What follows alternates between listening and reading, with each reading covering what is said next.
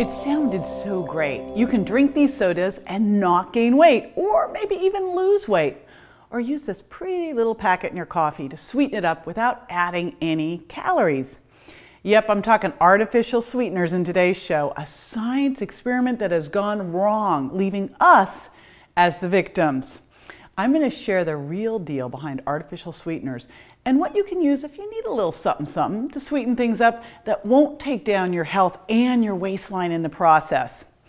So what's so bad about artificial sweeteners anyway? After all, they don't have any calories, and a recent study published in the journal Obesity showed that diet soda drinkers lost more weight than water drinkers.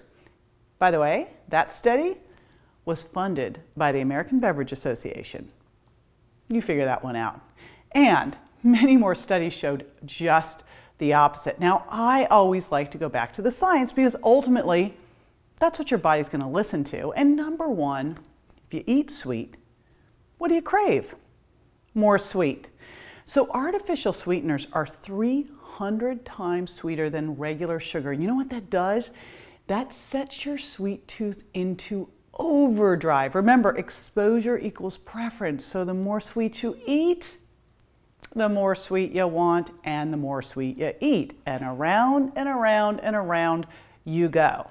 Number two, artificial sweeteners can feed the bad bacteria in your gut. Now, this is really, really bad. It can create a condition called small intestinal bacterial overgrowth, SIBO. And what happens when you have an overgrowth of these bad bacteria in your gut is that you actually extract more calories from the food you eat, and get this, you store them as fat.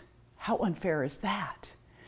I had a client who had had gastric bypass, and so she really couldn't eat much, and to take her medications, she was using Splenda to sweeten it up because she had to crush them and eat them. She was up to 26 Splenda packets a day. Now, she had gastric bypass, she wasn't eating much, and she was gaining a pound a week. Remember, guys, calories count, but where they come from, so much more. And if something is creating a message in your body to store fat, it's not about the calories. Food is information. All right, number three, artificial calories can cause a phenomenon called calorie dysregulation. Here's what this is. They did a study. I'm not sure, it was some, I don't know if it was a rat or a mouse. I think it was a rat. They did a rat study. And what they did was they gave rats sugar water, and then they allowed them to feed. And the rats ate enough to maintain their weight. Then they gave the rats aspartame sweetened water, and they allowed the rats to feed again. And this time the rats ate what they needed to maintain their weight.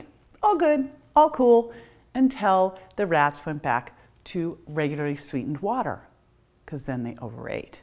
You know why? They lost the ability to calibrate the degree of sweetness with the amount of calories. And all of a sudden now, they're overeating, calorie dysregulation. Yikes.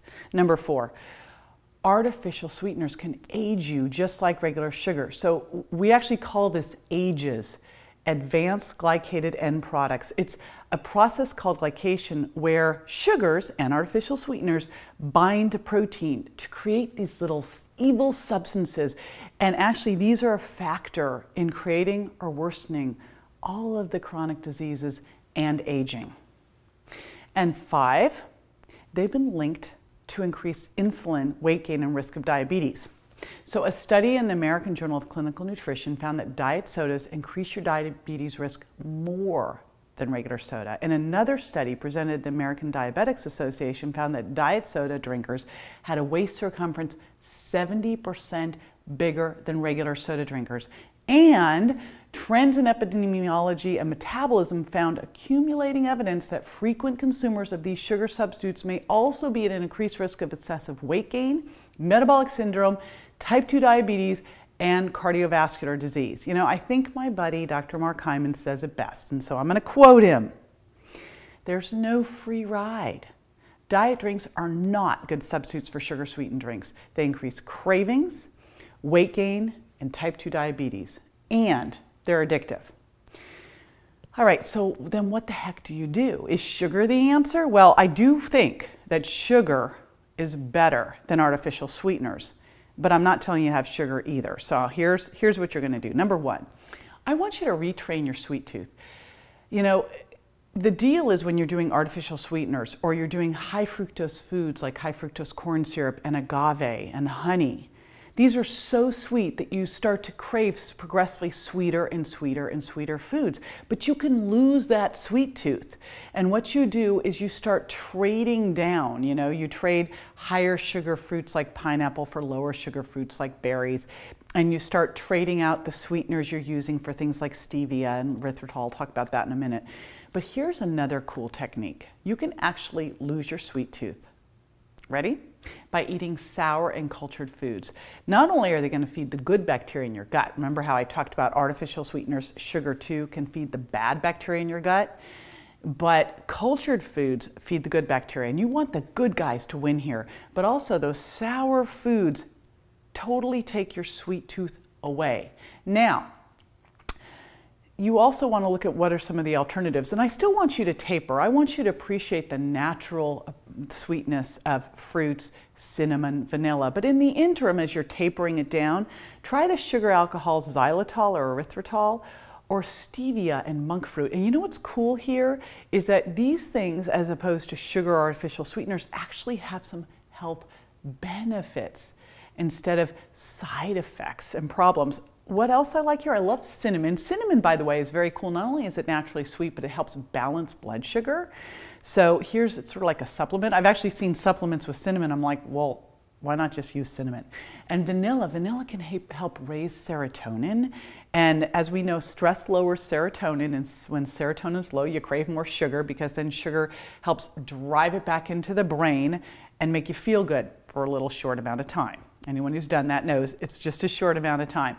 I mean, the goal here is with any of those things, xylitol, stevia, monk fruit, erythritol, so use the least amount possible because we want to retrain your taste buds, again, to appreciate the natural sweetness of food and to really dull down that sweet craving. And this can happen, and it gets easier and easier. And then when you do have an artificial sweetener, by mistake, right, you're gonna realize how really nasty and awful these sweeteners are.